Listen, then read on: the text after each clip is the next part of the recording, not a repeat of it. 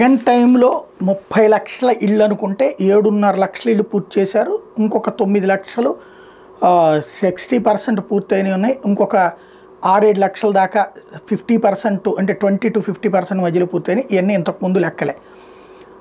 అయితే ఒక్కిళ్ళు కూడా కట్టలేదు అనేటటువంటిది ప్రచారం చేస్తూనే ఉంటారు. టిట్కో ఇళ్ళు అంతకుముందు ఒక్కటి చేతికి ఇవ్వలేదు, అండర్ కన్స్ట్రక్షన్లోనే ఉండి ఆగిపోయినాయి. అవి జగన్ టైంలో ఒక 2 లక్షలు పూర్తి చేశారు. ఇంకొక 5 లక్షలు డైరెక్ట్గా ఇల్లు కట్టుకున్నటువంటివి ఉన్నాయి.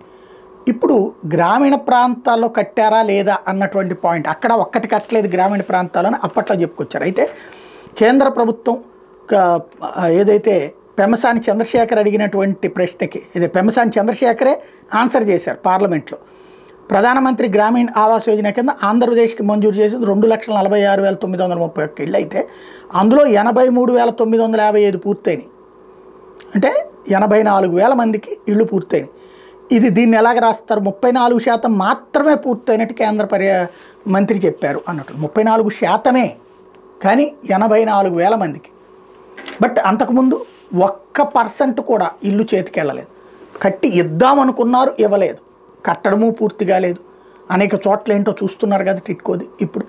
బట్ వార్త రాసే స్టైల్ ఎట్లా ఉంటుంది అనడానికి సాక్ష్యం ఎట్లాంటి